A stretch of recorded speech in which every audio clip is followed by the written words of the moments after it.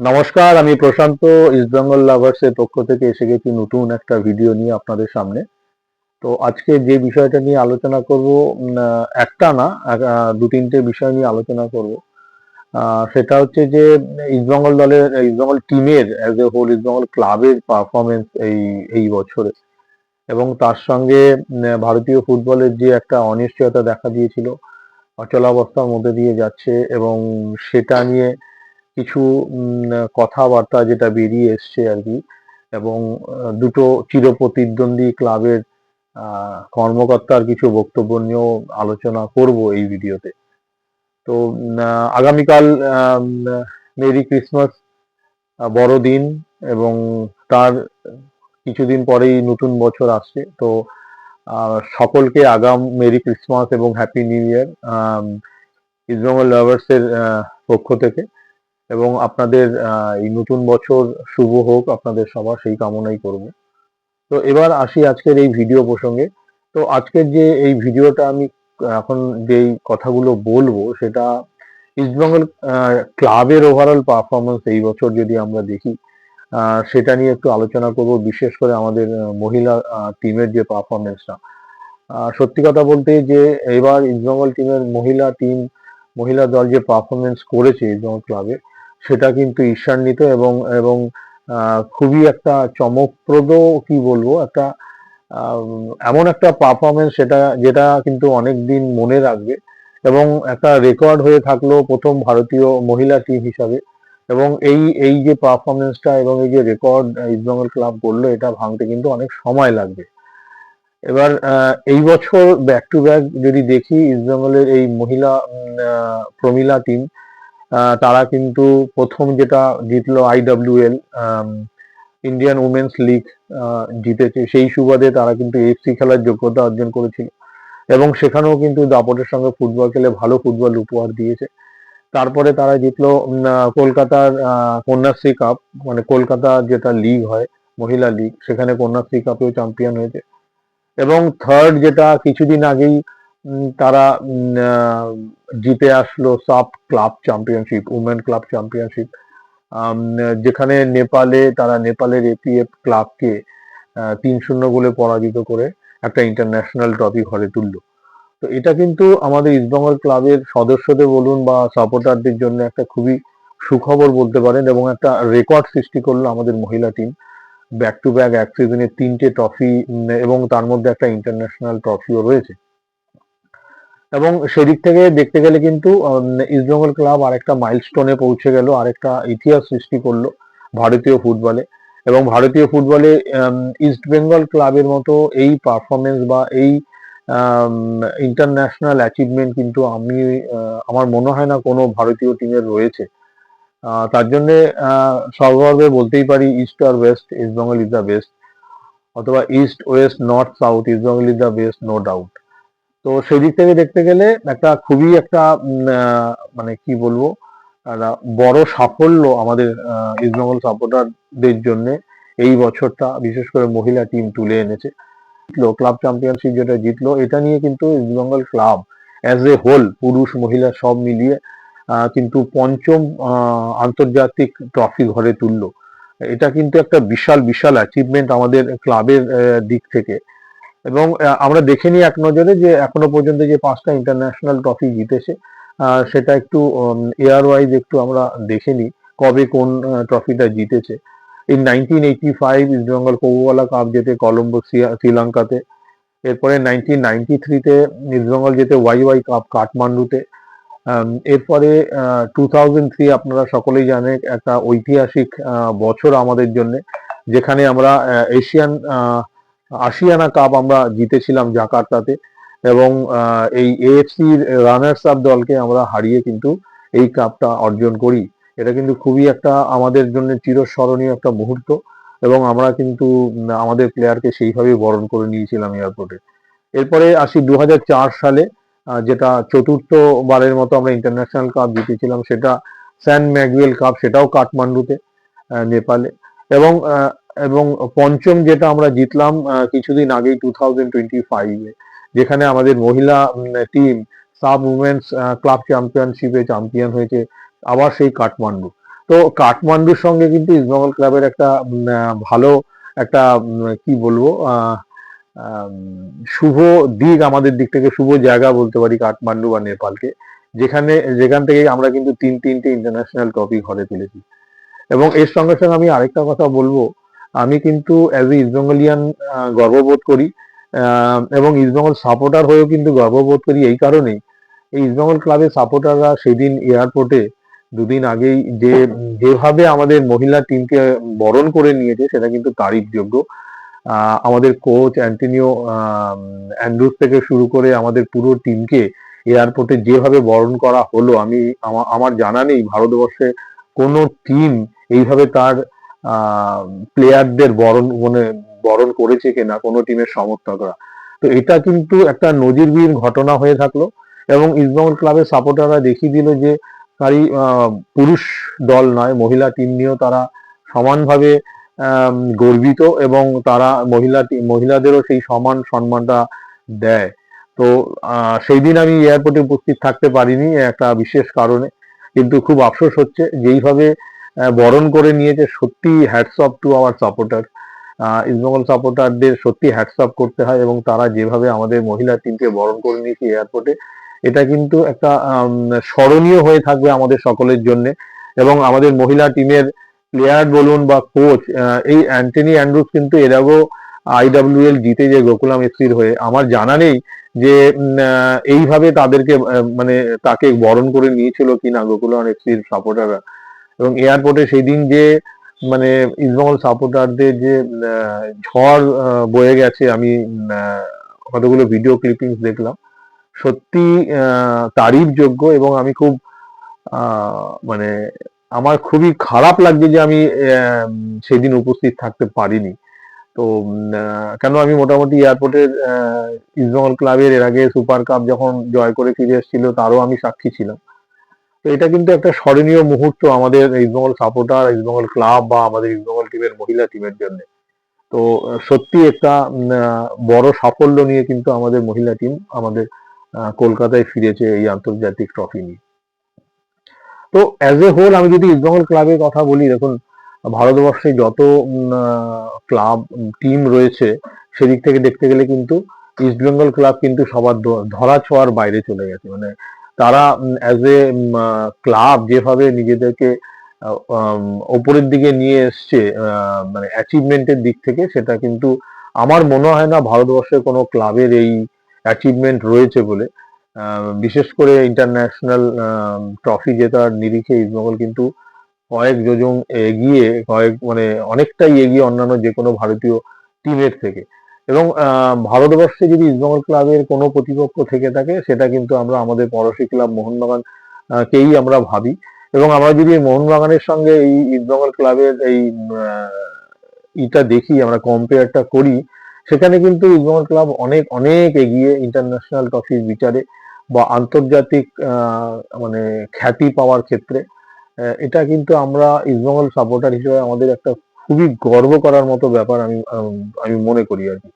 এবং আরেকটা দিক আমি একটু হাইলাইট করতে চাই, যেটা আমাদের মহিলা টিম এবার করে দেখিয়েছে, সেটা হচ্ছে যে এবার মহিলা টিম AFC কাপে যে ফুটবলটা উপহার দিয়েছে তার জন্য কিন্তু আগামীবার যারা IWL চ্যাম্পিয়ন হবে, ইস্টবেঙ্গল হতে পারে বা অন্য কোনো যে কোনো টিম হতে পারে, তাদের কাছে কিন্তু দরজা খুলে গেল মূল পর্ব থেকে AFC কাপে পার্টিসিপেশনের।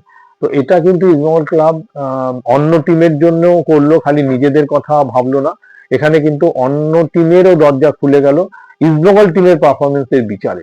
তো এটা কিন্তু আমি মনে করি ইস্টবেঙ্গল ক্লাবের দিক থেকে মানে আমি মনে করি ভারতীয় ফুটবলের জন্য একটা খুবই ভালো দৃষ্টান্ত স্থাপন করলো ইস্টবেঙ্গল ক্লাব, যে তারা খালি নিজেদের জন্যই এটা করলো না, নিজেরা তো ভালো ফুটবল উপহার দিয়েছে, তার সঙ্গে সঙ্গে তারা কিন্তু একটা ফ্রি এন্ট্রি একটা ব্যবস্থা করে দিল অন্য ভারতীয় টিমের জন্য যারা IWL চ্যাম্পিয়ন হবে। তো সত্যি খুব গর্ব করার মতো দিন আমাদের ইস্টবেঙ্গল সাপোর্টার হয়ে। তার উপরে আরেকটা কথা বলি, আজকে কিন্তু ইস্টবেঙ্গলের টিম আরো একটা ট্রফি চ্যাম্পিয়ন হলো, সেটা আপনারা আজকে জেনেছেন যে ডায়মন্ড হারবার FC কে তারা 3-0 গোলে হারিয়ে কিন্তু আরেকটা ট্রফি ঘরে তুললো। তো তো সব দিক থেকে দেখতে গেলে কিন্তু এবছরের পারফরমেন্স ইস্টবেঙ্গল ক্লাবের কিন্তু খুবই ঈর্ষণীয়। তার সঙ্গে যদি সুপার কাপটা যদি একটু হয়ে যেত তাহলে কিন্তু মানে কি বলবো, সোনায় সোহাগা হয়ে যেত ব্যাপারটা। আমাদের পুরুষ টিমের ক্ষেত্রে কিন্তু এই বছরটা আনলাকি গেছে। যদিও তারা আপ্রাণ চেষ্টা করেছে, দুটো টুর্নামেন্টের ফাইনালে পৌঁছেছে এবং দুটো ফাইনালেই কিন্তু পেনাল্টি শুট আউটে তারা হেরেছে। তো সেদিক থেকে দেখতে গেলে পারফরমেন্স কিন্তু খুব খারাপ বা একদমই খারাপ সেটা আমি বলবো না, যথেষ্ট আশাব্যঞ্জক পারফরমেন্স। এবং আমি এর আগেও আমার ভিডিওতে বলেছিলাম যে হতাশ হওয়ার কোনো কারণ নেই, এই টিমের পাশে থাকুন, এই টিমই কিন্তু আমাদের আগামী দিনে আরো অনেক ট্রফি দেবে। তো সত্যি বলছি, এখনো বলছি যে হতাশ হওয়ার কিছু নেই। এবং যদি ওভারঅল আমাদের ইস্টবেঙ্গল ক্লাবের ফুটবলের বিভাগে পারফরমেন্সটা দেখেন, সেটা কিন্তু খুবই খুবই আশাব্যঞ্জক এবং আমরা তো খুবই হ্যাপি বলতে পারেন। এবার ক্রিকেট বা হকি থেকে কি পারফরমেন্স এবার হয় তার দিকেও আমরা তাকিয়ে থাকবো। অ্যাজ এ হোল ইস্টবেঙ্গল ক্লাবের পারফরমেন্সটা যাতে সব বিভাগেই ইস্টবেঙ্গল চ্যাম্পিয়ন হয়, আমরা অবশ্যই সেই দিকে তাকিয়ে থাকবো এবং আশাও করব, এবং আমাদের মনের ইচ্ছা যাতে পূর্ণ হয় সেটা ভগবানের কাছে প্রার্থনা করি। তো এ তো গেল ইস্টবেঙ্গল ক্লাবের এবছর ওভারঅল পারফরমেন্স নিয়ে, পুরুষ বলুন, মহিলা বলুন বা আন্ডার 23 বা সব মিলিয়ে আমি বলছি। আমরা লিগ, কলকাতা লিগ আমরা জয় করেছি। তো আজকে আরেকটা টুর্নামেন্টে জয়লাভ করলো ইস্টবেঙ্গল ক্লাবের কলকাতার যে রিজার্ভ টিমটা তারা। তো ওভারঅল কিন্তু এখনো পর্যন্ত খুবই ভালো পারফরমেন্স যাচ্ছে। এখন এই আইএসএলটা বাকি আছে, যেটা শোনা যাচ্ছে যে হয়তো এবারের মতো হবে, জানুয়ারি 3rd উইক থেকে একটা হওয়ার সম্ভাবনা তৈরি হয়েছে। আজকে ক্লাবদের সঙ্গে একটা বৈঠক আছে ফেডারেশনে, সেখানে ফেডারেশন এর যে তারা যে অফারটা দেয় সেটা ক্লাবগুলো কিভাবে নেয় তার উপর পুরো নির্ভর করছে, এবং কটা ক্লাবই বা তাতে পার্টিসিপেট করে সেটাও দেখার বিষয়। আরেকটা যেটা খুব বাজে খবর আজকে জানতে পারলাম, সেটা হচ্ছে সিটি গ্রুপ ভারতীয় ফুটবলের থেকে কিন্তু তারা সরে যাচ্ছে। বোম্বাই ইন্ডিয়ান্সের যারা মেন স্পন্সর ছিল তারা শুনছি নাকি যে তারা নাম উইথড্র করে নিচ্ছে, সিটি গ্রুপ উইথড্র করে নিচ্ছে বোম্বাই সিটি এফসি থেকে। তো এটা কিন্তু ভারতীয় ফুটবলের জন্য খুবই একটা বাজে দিক আমি বলতে পারবো, বা বাজে একটা কি বলবো, এটা কিন্তু বাজে ইম্প্যাক্ট হবে ভারতীয় ফুটবলের উপরে। কেন, সিটি গ্রুপ কিন্তু বিশাল বড় গ্রুপ ফুটবলের মানচিত্রে, এবং তারা ভারতবর্ষের মতো একটা দেশে তারা একটা টিমের ফ্র্যাঞ্চাইজিতে অংশীদার হয়েছে, এটা কিন্তু ভারতীয় ফুটবলের জন্য একটা খুবই বড় ব্যাপার ছিল। তো এটা অনেক দিন থেকেই বোঝা যাচ্ছিল যে কেন মুম্বাই সিটি এফসির যদি আপনারা টিম গঠন দেখেন, তারা কিন্তু আস্তে আস্তে ভালো ভালো প্লেয়ার ছেড়ে দিচ্ছিল, এবং সেই যে টাকাগুলো পাচ্ছিল সেই টাকা দিয়ে অন্য প্লেয়ারের দিকে মুভ করছিল। বিদেশি বলুন বা কোচ নির্বাচন বলুন, সবেতেই কিন্তু তাদের একটু ঢিলে ঢালা ভাব ছিল, এবং বোঝাই যাচ্ছিল যে তারা হয়তো বেশি দিন কন্টিনিউ করবে না। এবং তার উপরে এবছর এফএসডিএল না থাকাতেও তারাও হয়তো সেই ভরসাটা পাচ্ছে না ভারতীয় ফুটবলকে নিয়ে, যে ভারতীয় ফুটবলে তাদের যে ইনভেস্টমেন্ট করবে সেই আরওআই হয়তো তাদের ধরাছোঁয়ার বাইরে চলে যাবে, রিটার্ন অন ইনভেস্টমেন্ট হয়তো কিছুই থাকবে না। সব দিক ভেবেই তারা উইথড্রর কথা চিন্তা ভাবনা করছে। তো দেখুন, এটা আমার মনে হয় এটা হওয়ারই ছিল। কেন, ভারতীয় ফুটবল যেভাবে চলছে বা যেই দিশাতে চলছে, উইদাউট এনি রোড ম্যাপ, মানে যেইভাবে ভারতীয় ফুটবলটাকে নিয়ে যাচ্ছে এই অকর্মণ্য অপদার্থ এই কর্মকর্তারা, তো এটা হওয়া ছিল। কেন, প্রফেশনালিজম যদি না থাকে সেখানে কিন্তু ভালো কোনো গ্রুপ আসবেই না, এটা ধরে নেওয়াই যায়। তো এটা হওয়ারই ছিল, এটা হয়তো একটু দেরি করে হলো, আরো আগে হতে পারতো। যাই হোক, এটা ভারতীয় ফুটবলের জন্য কিন্তু একটা খুবই বাজে দিক আমি বলবো। তো এবারে আইএসএল যা শোনা যাচ্ছে যে হয়তো দুটো গ্রুপে ভাগ করে বাংলা এবং গোয়াতে হতে যাচ্ছে, সেই ফরম্যাটে হচ্ছে। একটা গ্রুপ বাংলায় খেলবে, বাংলার টিমগুলোকে নিয়ে, আর আরেকটা গ্রুপ গোয়াতে খেলবে, সেখানে গোয়া বা আদার্স টিমগুলো থাকবে। দুটো ফরম্যাটে হয়তো করবে, 7টা 7টা 14টা টিম খেলবে, এবং সেই 14টা টিম থেকে হয়তো মেবি আরো 6টা টিমকে, আরো একটা মানে টপ 6 কে নেবে, এই গ্রুপ থেকে 3টে, ওই গ্রুপ থেকে 3টে নিয়ে টপ 6 এর মধ্যে আবার হয়তো রাউন্ড রবিন লিগে একটা খেলা হবে, সেখান থেকে হয়তো ফাইনাল অ্যানাউন্সমেন্ট হবে বা ফাইনাল খেলা হবে হয়তো। তো এটা আলোচনা আলোচনা চলছে এবং আলোচ্য বিষয় এটা। আজকে ক্লাবদের সঙ্গে বৈঠক আছে, সেখানে কি বেরিয়ে আসে সেটাই দেখতে হবে। মোটামুটি একটা আভাস পাওয়া যাবে যে আইএসএল যদি হয় কবে থেকে শুরু হতে যাচ্ছে। তো এটা গেল একটা আরেকটা খবর আইএসএল নিয়ে। এবার আমি আরেকটা লাস্ট যে টপিকটা নিয়ে আলোচনা করব সেটা হচ্ছে, দেখুন অনেকদিন ধরেই এটা নিয়ে অনেক কথাবার্তা হচ্ছে, সেটা হচ্ছে যে আম, একটা ক্লাব জোট তৈরি হয়েছিল, যারা নাকি ফেডারেশনকে একটা প্রপোজাল পাঠিয়েছিল 11টা টিমের একটা জোট, এবং যার মধ্যে ইস্টবেঙ্গল টিম ইনভলভ ছিল না। তো সেটা নিয়ে কালকে আমাদের শীর্ষকর্তা একটা বাইট দিয়েছে যে তারা কেন এই জোটে সামিল হয়নি, তার একটা ব্যাখ্যা উনি দিয়েছেন, এবং সেই ব্যাখ্যার পরিপ্রেক্ষিতে আমরা দেখলাম আমাদের পড়োশী ক্লাব মোহনবাগান অ্যাথলেটিক্স ক্লাবের প্রেসিডেন্ট তার একটা তার কথার ভিত্তিতে আমাদের যে শীর্ষকর্তা তার কথার ভিত্তিতে তিনিও কিছু কথাবার্তা বলেছেন। তো সেই কথাবার্তা নিয়েই কিছু আমার বক্তব্য রাখবো। দেখুন এখানে এই বক্তব্যটা যে আমি রাখতে যাব তার জন্য আমি মোহনবাগান সুপার জায়ান্টের সমর্থক যারা আছেন তাদের কাছে আমি একটু কি বলবো, তাদের যদি এটা হার্ট হয় তার জন্য আমি ক্ষমা প্রার্থী। তাদের যদি এটা মনে আঘাত করে আমার কথাবার্তা কিছু, তার জন্য আমি ক্ষমা প্রার্থী। কিন্তু যে বিষয়টা নিয়ে কথা বলবো সেটা কিন্তু বলা উচিত অ্যাজ এ ফুটবল প্রেমী বা ইস্টবেঙ্গল ক্লাবের সাপোর্টার বলুন যাই বলুন। কেন ইস্টবেঙ্গল ক্লাবের কর্মকর্তা যে কথাটা বলেছেন এবং তার পরিপ্রেক্ষিতে যে কথাগুলো উঠে এসছে তার মধ্যে কিন্তু কিন্তু কোনো সামঞ্জস্য নেই, মানে আমি খুঁজে পাইনি অন্তত।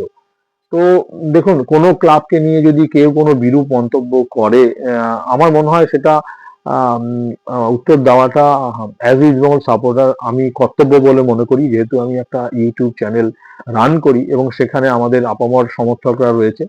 তো আমি তার জন্যই বলছি যে আমার এই বক্তব্য থেকে যদি মোহনবাগান সাপোর্টাররা হার্ট হন বা তারা যদি তাদের মনে কিছু কথা লাগে আর কি, তার জন্য আমি ক্ষমা প্রার্থী। কিন্তু এটা আমাকে বলতেই হবে, কেন যেই কথাবার্তাগুলো উঠে আসছে সেগুলো কিন্তু সমীচীন নয়। সেটা হচ্ছে, এবার আমি ডিটেলসে আমি বলছি যে কেন আমি আজকের এই আমার এই ভিডিওতে এই কথাগুলো বলতে আসলাম। সেটা হচ্ছে যে আমাদের শীর্ষকর্তাকে প্রশ্ন করা হয়েছিল যে একটা ক্লাব জোট তৈরি হয়েছে, ফেডারেশনের কাছে তারা তাদের একটা প্রপোজাল দিয়েছে, তারা কেন তার সেই ক্লাব জোটে কেন ইস্টবেঙ্গল নেই। তো সেটার উত্তর দিতে গিয়ে ইস্টবেঙ্গল ক্লাবের শীর্ষকর্তা বলেছেন, দেখুন ইস্টবেঙ্গল ক্লাব তৈরি হয়েছে ফুটবল খেলার জন্য। হ্যাঁ, তো ইস্টবেঙ্গল ক্লাব কিন্তু কোনো ম্যাচ আয়োজন করার জন্য এই ক্লাবটা তৈরি হয়নি। এই 100 বছরের ইতিহাসে ইস্টবেঙ্গল কিন্তু এর আগে কখনো উনি যেটা বলতে চেয়েছেন যে ম্যাচ অর্গানাইজিং পার্টে তারা কোনোদিনই থাকেনি, তারা ফুটবল খেলতে এসছে, ফুটবলের ডেভেলপমেন্ট করতে এসছে, তারা সেটা নিয়েই থাকবে বলে ঠিক করেছে। এটা হচ্ছে ফার্স্ট পয়েন্ট। এবং সেকেন্ড পয়েন্ট উনি যেটা বলেছেন যে সেটা হচ্ছে যে এতদিন ধরে আমরা দেখে এসেছি যে এইসব টুর্নামেন্ট ফেডারেশন পরিচালনা করে, এবং সেই ফেডারেশনটা তৈরি হয়েছেই যে এই এই ভারতীয় ফুটবলকে পরিচালনা করার জন্য। এবার ফেডারেশন যদি নিজের থেকে এসে না বলে যে না আমরা পারছি না, আমরা অপারগ, ততক্ষণ তো আমার মনে হয় না কারো সেটা নিয়ে চিন্তা ভাবনা বা এগিয়ে যাওয়া উচিত। উনি যেটা বোঝাতে চেয়েছেন, উনি বলেছেন যে আগে ফেডারেশন বলুক যে তারা অপারগ, তারা পারছে না, তখন আমরা চিন্তা ভাবনা করব। তো আমরা আগ বাড়িয়ে কেন বলতে যাব যে না আমাদের দায়িত্ব দিন, আমরা এটা করব। তো ওনার বক্তব্য ছিল পরিষ্কার, উনি কিন্তু এখানে কাউকে কোনো খোঁচা দেননি বা কাউকে কোনো ট্রোল করে কথাবার্তা বলেননি। উনি বলেছেন যে আগ বাড়িয়ে যাব কেন আমি, আমাদের ফেডারেশন আমাদের কাছে বলবে যে আমরা পারছি না, তোমরা যদি পারো করো, তখন আমরা যাব। এটা ছিল ওনার সার বার্তা আর কি, উনি যেটা কথাবার্তা বলেছেন। তো এর পরিপ্রেক্ষিতে মোহনবাগান অ্যাথলেটিক্স ক্লাবের সভাপতি যে বক্তব্যটা তুলে ধরলেন সেটা কিন্তু আমি মনে করি খুব নিম্ন রুচির পরিচয় দিলেন উনি। এর আগে উনি অনেক মানে অর্বাচীন কথাবার্তা বলেছেন যার কোনো রিলেশন থাকে না, মানে উনি সবসময় একটা পাঞ্চ লাইন যোগ করতে চান বা একটা গায়ে পড়ে ঝগড়া করার মতো একটা বক্তৃতা দিয়ে দেন, এর আগে আমরা দেখেছি। এবং সেটা আমি এর আগেও বহুবার এটা নিয়ে আমি আলোচনা করেছি, যেটা যে গায়ে পড়ে ঝগড়া করার মতো ব্যাপার। তো তারপরেই দেখলাম, দেখুন মিডিয়া বসে আছেই কিন্তু তাদের খবর জোগাড় করার জন্য। তো সেই দিক থেকে কিন্তু এই মিডিয়া আবার তাকে, প্রেসিডেন্টকে প্রশ্ন করে যে এই ব্যাপার, তারা বলেছে এই কারণে যায়নি। তো তার পরিপ্রেক্ষিতে প্রেসিডেন্ট, মোহনবাগান অ্যাথলেটিক্স ক্লাবের প্রেসিডেন্ট বলছেন, হ্যাঁ ওরা তো খেলাধুলার মনি দেবে, কেন তারা তো 9-10 স্থানেই এতদিন ধরে আছে, তো যাতে 9-10 স্থান থেকে একটু ওপরে উঠতে পারে তার জন্য ওরা খেলাধুলোর দিকে মন দিয়েছে, এটা একটা ভালো দিক। তো ওনার এই কথাবার্তার মধ্যে কোথাও যেন মানে অন্য কোনো ক্লাবকে একটা ছোট করার প্রয়াস আমি দেখতে পেলাম, যেটা আমার খুবই খারাপ লেগেছে। এবং উনি আবার পরক্ষণে উনি আবার আরেকটা কথা বলছেন, সেটা হচ্ছে যে আমি ইস্টবেঙ্গল অনেক বড় ক্লাব, শতাব্দী প্রাচীন ক্লাব, আমি সেই ক্লাবকে ছোট করতে চাই না। তো উনি প্রথমে আপনি ছোট করলেন, ছোট করার পর আপনি বলছেন আপনি ছোট করতে চান না, মানে আপনার বক্তব্যই কন্ট্রাডিক্টরি, মানে আপনি নিজেই নিজের বক্তব্যকে কন্ট্রাডিক্ট করছেন। মানে আমি সেই দিক থেকেই বলছি যে আপনি অলরেডি বলে দিলেন যে ওরা তো 9-10 স্থানের উপরে উঠতে পারে না, তো যাতে এবার 9-10 উপরে উঠতে পারে, 9 বা 10-এর উপরে উঠতে পারে, তার জন্য খেলাধুলার প্রতি ওরা মন দিয়েছে এবং সেই দিকেই ওরা ফোকাস করছে, একদিক থেকে ভালো। তো আমি ওনাকে কিছু আমার তথ্য আমি তুলে ধরতে চাই। দেখুন, এটা আপনি সত্যি বলেছেন যে ইস্টবেঙ্গল ক্লাব যবে থেকে আইএসএল খেলতে এসছে তারা 9 বা 10 এই স্থানেই থেকেছে, কিন্তু মোদ্দা কথা হচ্ছে এই 5 বছর ধরে যে ইস্টবেঙ্গল খেলছে তারা কিন্তু আইএসএল এ পার্টিসিপেট করছে, ঠিক আছে? তারা কিন্তু আইএসএল থেকে পালিয়ে যায়নি, বা আইএসএল এ বাজে টিম করে 5 গোল খাবে বলে কোনো টিমের এগেনস্টে টিম উইথড্র করে নেয়নি, বা টুর্নামেন্ট থেকেও কিন্তু নামটা তুলে নেয়নি। এবং আপনি কিন্তু ইস্টবেঙ্গল ক্লাবের ইতিহাসে ইস্টবেঙ্গলের মানে ইস্টবেঙ্গল এইভাবে পালিয়ে গেছে বা ইস্টবেঙ্গল হেরে যাওয়ার ভয়ে টিম তুলে নিয়েছে, এই ধরনের কিন্তু রেকর্ড আপনি দেখাতে পারবেন না। আপনি এবার আমি যদি পক্ষান্তরে আপনাদের ক্লাবের হিস্ট্রিটা একটু তথ্য আমি তুলে ধরি, সেটা কিন্তু আপনার শুনতে খুব একটা ভালো লাগবে না দেবাশিস বাবু। আপনারা মোহনবাগান ক্লাবকে নিয়ে যে ছিনিমিনি খেলেছেন, দর্শকদের যে মানে যেভাবে দর্শকদের কি বলবো আপসেট করেছেন, সেটা কিন্তু আপনাদের দিক থেকে বুমেরাং হয়ে ফিরেছে। আপনারা যেসব স্ট্র্যাটেজি নিয়েছেন, সেটা ধরুন গট আপ করার জন্য সাসপেন্ড হওয়াই হোক আই লিগে, বা সেটা ধরুন খেলা চলাকালীন মাঠ থেকে টিম তুলে নেওয়ার জন্য 2 বছরের জন্য সাসপেন্ড হওয়া, বা 2 কোটি টাকা দিয়ে হাতে পায়ে ধরে ফিরে আসাই হোক বলুন, বা সেটা ইরানের যুদ্ধ চলছে তার জন্য আমরা খেলতে যাব না ব্যাক টু ব্যাক 2 ইয়ার, তার জন্য 2 বছরের নির্বাসিত হওয়াই বলুন, অথবা আপনাদের সমর্থকরাই আপনাদের কাওয়ার্ড বলছে, আপনার টিমের প্লেয়ারকে কাওয়ার্ড বলছে, এই যে নিজেদের লোকেদের থেকে যে এই প্রশংসাসূচক বক্তব্য আপনারা শুনছেন, এই সবের অভিজ্ঞতা কিন্তু আমাদের ইস্টবেঙ্গল ক্লাবের নেই। কেন, তারা কিন্তু আপনাদের মতো এরকম হঠকারী সিদ্ধান্ত আজ পর্যন্ত নেয়নি, ইতিহাস সেই কথাই বলছে। তো সেদিক থেকে দেখতে গেলে আপনি যেই কথাগুলো বলছেন, আমার মনে হয় আপনি হয়তো ইতিহাসটা না ঘেটেই বলে দিচ্ছেন, বা আপনি হয়তো এই প্রচারে থাকার জন্যই হয়তো এইসব বক্তব্যটা রাখছেন। কেন, গোয়েঙ্কার হাতে চলে যাওয়ার পরে আপনাদের সেইভাবে কোনো কর্মসূচি নেই মোহনবাগান ক্লাবকে নিয়ে, এবং মোহনবাগান ক্লাবের হারা জেতা তার সঙ্গে কিন্তু আপনাদের কোনো সম্পর্ক আছে বলে আমি জানি না, পুরোটাই নিয়ন্ত্রণ করে বিনয় চোপড়া।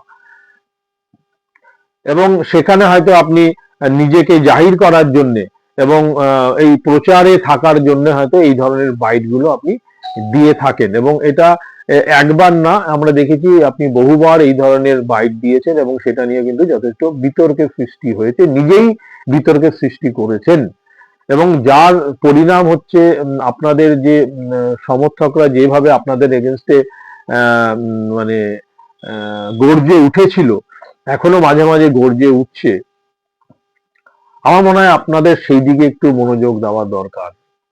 এই ধরনের বক্তব্য না রেখে আপনারা যদি আপনাদের ইন্টারনাল ম্যাটার গুলো একটু ঠিকভাবে হ্যান্ডেল করেন, আমার মনে হয় সেটা আরো বেশি আপনাদের টিমের পক্ষে ভালো হবে।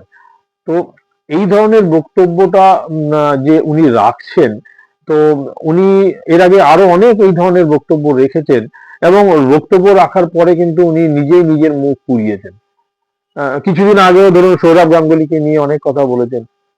আম, সেই সৌরভ গাঙ্গুলি কিন্তু ইস্টবেঙ্গল দিবসে এসে, ইস্টবেঙ্গল ক্লাবে সেই প্রোগ্রামে এসে নিজেই তার সেই কথা বলে গেছেন, এবং সেখানে আমরা দেখলাম যে এই দেবাশিস বাবু যে বক্তব্য রেখেছিলেন তার মুখে সেই আবার চুনকালি পড়ে গেছে। তো ওভারঅল দেখতে গেলে কিন্তু এই যে বক্তব্যগুলো, এটা কিন্তু খুব একটা আমি মনে করি না যে দুটো টিমের যে একটা প্রতিদ্বন্দ্বিতা রয়েছে সেটাকে খুব একটা ভালো জায়গায় নিয়ে যাচ্ছে। সেটা সমর্থকদের মধ্যেও একটা বাজে ইম্প্যাক্ট হচ্ছে। কর্মকর্তাদের মধ্যে তো চলতেই থাকে রেষারেষি, কিন্তু ইদানিং দেখছি যেন এটা একটু বেশি মাত্রায় পৌঁছে যাচ্ছে। হ্যাঁ, তো এটা কিন্তু আমি মনে করি ওনাদের একটু ভেবে চিন্তে কথা বললে মনে হয় অনেক বেটার হয়। কেন দেখুন, ইস্টবেঙ্গল ক্লাবের পারফরমেন্স তো যা আছে সেটা তো ধারে কাছে আপনারা পৌঁছতে পারবেন না, বিশেষ করে ইন্টারন্যাশনাল পারফরমেন্স যেটা আছে তার ধারে কাছে আপনারা পৌঁছতে পারবেন না। এবং ইস্টবেঙ্গল ক্লাব যেইভাবে বেড়ে উঠেছে, ধরুন যেইভাবে ইস্টবেঙ্গল ক্লাবকে 100 বছর ধরে টেনে নিয়ে গেছে আমাদের কর্মকর্তারা, অনেক প্রতিবন্ধকতার মধ্যে দিয়ে, উইদাউট এনি সাসপেনশন বলুন বা এই ধরনের আপনাদের সঙ্গে যা যা ঘটে গেছে আর কি। কেন ইস্টবেঙ্গল ক্লাবের কর্মকর্তারা তো কোনো হঠকারী সিদ্ধান্তে বিশ্বাসী না, তারা তো কোনো হঠকারী সিদ্ধান্ত নেয় না। তারা অনেক ভেবেচিন্তে অনেক তাদের পরিকল্পনা অনুযায়ী তারা ডিসিশনটা নেয়, যার জন্য এখনো পর্যন্ত ইস্টবেঙ্গল ক্লাবের গায়ে সেইভাবে কেউ কালি লাগাতে পারেনি যেটা আপনাদের গায়ে লেগে গেছে। হ্যাঁ, মানে চারিদিক থেকে, আমি কোন দিকে বলবো বলুন?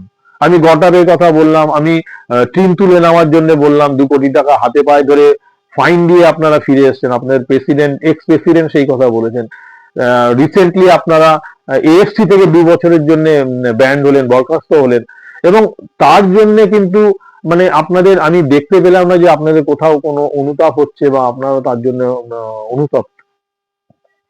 আরেকটা বেসিক ডিফারেন্স আমি আপনাকে মনে করিয়ে দিতে চাই। দেখুন, ইস্টবেঙ্গল ক্লাব এএফসি কাপে টুর্নামেন্ট অংশগ্রহণ করে তারা কিন্তু ভারতবর্ষের অন্য টিমের দরজা খুলে দিল, আগামী বছর মূল পর্বে খেলা অর্জন করতে পারবে এটা দিয়ে।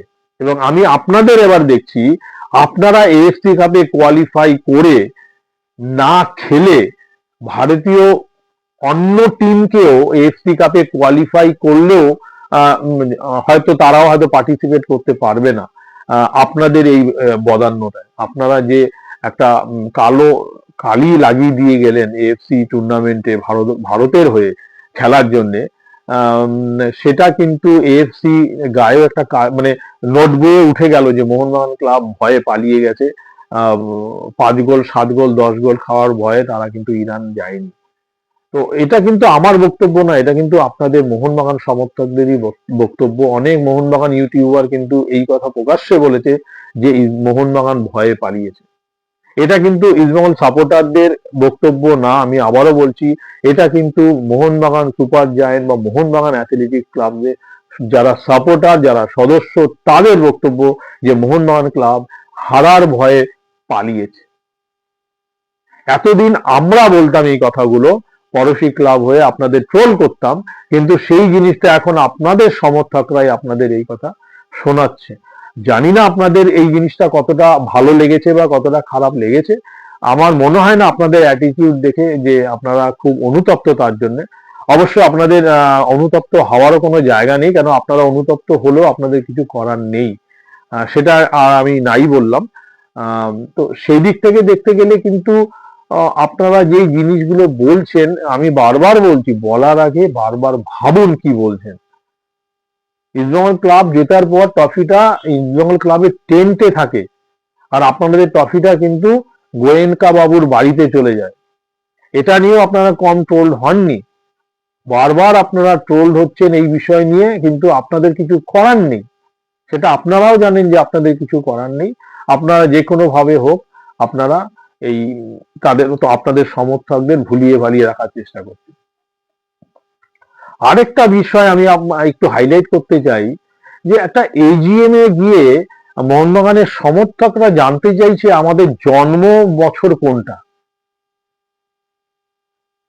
মানে এটা কি একবারও ভেবে দেখছেন যে এটা আপনাদের জন্য কতটা বেদনাদায়ক? ইস্টবেঙ্গল ক্লাবের সদস্য, সমর্থক না কিন্তু সদস্য জানতে চাইছে যে বলুন মোহনবাগান ক্লাবের জন্ম বছর কোনটা। এর থেকে লজ্জার আর কি হতে পারে?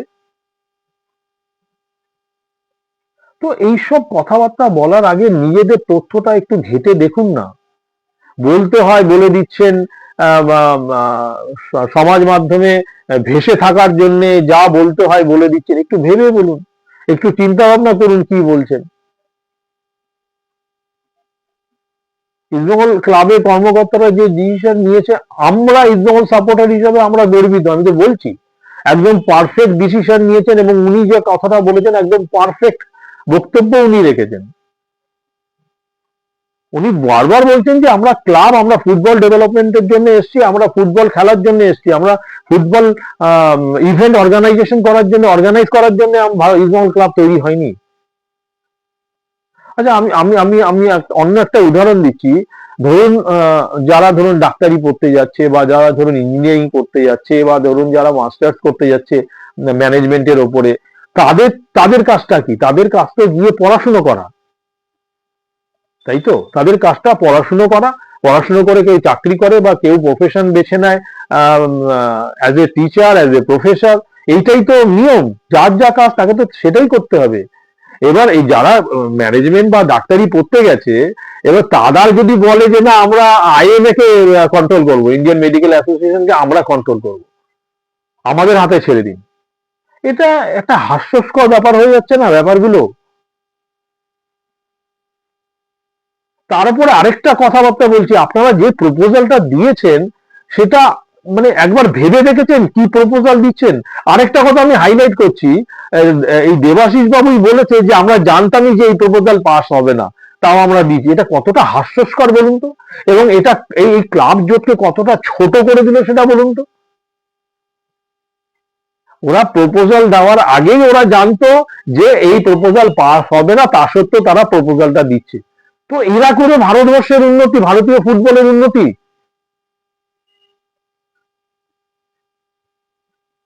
আমি তো নিজেই অবাক হয়ে যাচ্ছি যে একটা প্রেসিডেন্ট হয়ে উনি কি বক্তব্য রাখছেন। উনি বলছেন যে আমরা জানতামই যে এই প্রপোজাল পাস হবে না, তাও আমরা প্রপোজালটা দিয়েছি। এর থেকে হাস্যস্কর কি হতে পারে? তাহলে সেই ক্লাব, সেই জোটে থাকার মানেটা কি?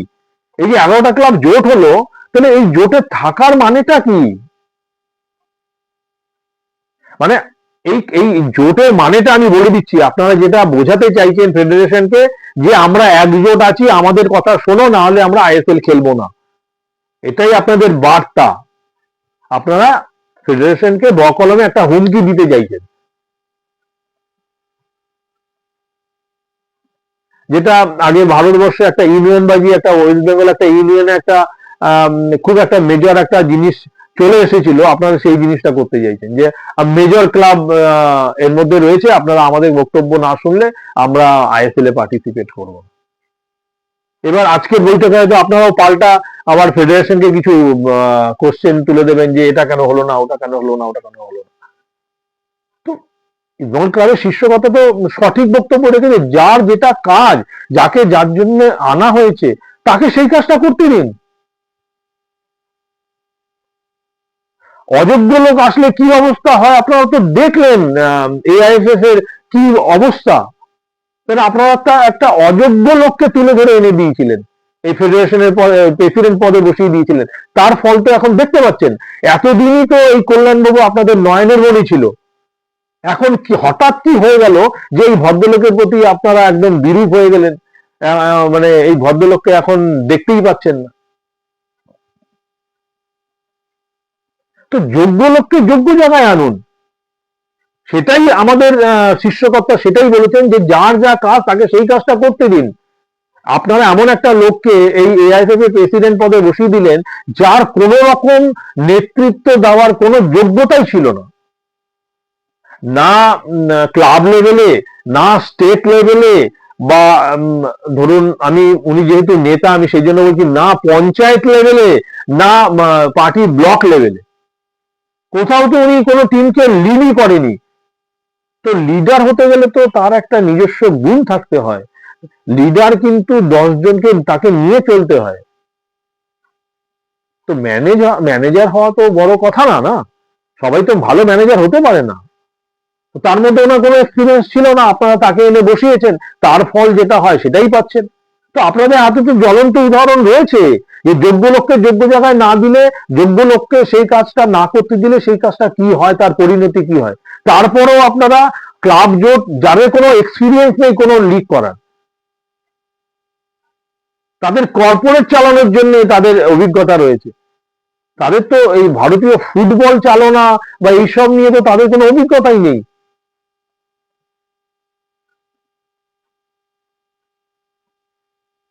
তো সবকিছু তো গায়ের জোরে হয় না, বা আপনি যেটা চাইবেন সেটা তো হয় না। এতদিন যেটা আপনি পেয়ে এসছেন যে আমাকে আইএসএল চ্যাম্পিয়ন করতেই হবে, যেভাবে হোক হয়ে এসছেন, সেটা যার মারফতই হোক, এবং সেই অ্যাটিটিউড এখন আপনারা সেটা দেখাতে চাইছেন। তো আবারও বলছি, দেখুন, কথাবার্তা যখন বলবেন অ্যাজ এ প্রেসিডেন্ট, সেই প্রেসিডেন্ট সুলভ কথাবার্তা বলুন। সবাইকে কিন্তু সব পদে মানায় না, বা সবাই সেই যোগ্যতা রাখে না। তো মোহনবাগান অ্যাথলেটিক্স ক্লাবের এই প্রেসিডেন্টের পদটা কিন্তু অনেক ভারী পদ, অনেক উঁচু পদ, অনেক বড় বড় ব্যক্তি কিন্তু এই পদে আসীন ছিলেন। তো আপনি প্রেসিডেন্ট হয়ে যে কাজকর্মগুলো করছেন সেটা কিন্তু প্রেসিডেন্ট সুলভ না। ইস্টবেঙ্গল ক্লাবও প্রেসিডেন্ট রয়েছে, ওনাকে কোন বিষয়ে মুখ খুলতে দেখেছে প্রেস বলুন, অন্যান্য যে কোনো মিডিয়া বলুন, বা উনি কতবার প্রেসের সামনে এসে মোহনবাগান অ্যাথলেটিক্স ক্লাবকে নিয়ে ক্রিটিসাইজ করেছেন, একটু আমাকে দেখিয়ে দিন তো। তো প্রেসিডেন্ট পদটা না অনেক বড় পদ, অনেক ভারী পদ, তার একটা আলাদা ভ্যালু রয়েছে, তার একটা আলাদা রেসপেক্ট রয়েছে। আপনি কিন্তু এই দুটোর কোনোটাই আপনি যোগ্য নন, আমি যেটা মনে করি।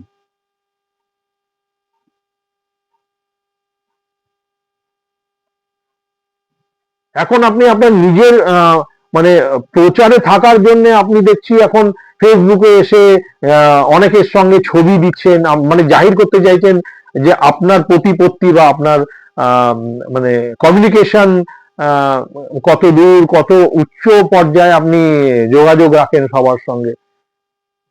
তো এই যে বক্তব্যগুলো আমি রাখলাম, এগুলো একটু ঠান্ডা মাথায় চিন্তা করুন। পাদপ্রদীপের আলোয় থাকতে হলে, থাকতে হবে বলে আপনি এসে যাতা বলে দেবেন, সেটা কিন্তু মোহনবাগান সুপার জায়ান্টের মতো বা মোহনবাগান অ্যাথলেটিক্স ক্লাবের মতো একটা ক্লাবের সভাপতি হয়ে সেটা কিন্তু মানায় না। আপনাকে অনেক কথা নির্বাচন করে, মানে অনেক ভেবে চিন্তে আপনাকে কথাবার্তাটা বলতে হবে বা হওয়া উচিত। তো আশা করি মোহনবাগান সুপার জায়ান্ট বা মোহনবাগান অ্যাথলেটিক্স ক্লাবের সাপোর্টাররা বুঝতে পারবেন আমি কি বলতে চেয়েছি। এটা আপনাদের হার্ট করার কোনো ব্যাপার না, বা মোহনবাগান ক্লাবকেও ছোট করার কোনো প্রয়াস আমার নেই। আমি জাস্ট ওনার বক্তব্যটার কিছু মানে কি হওয়া উচিত ছিল বা উনি কি ভুল ভুল বলছেন সেটাকে আমি আলোকপাত করার জন্যই আমি এই ভিডিওটা করলাম, এতগুলো কথা বললাম। আশা করি আপনারা এটাকে অন্যভাবে নেবেন না। তো আজকের ভিডিও এইটুকুনি। নমস্কার, শুভরাত্রি, আপনারা সকলে ভালো থাকবেন।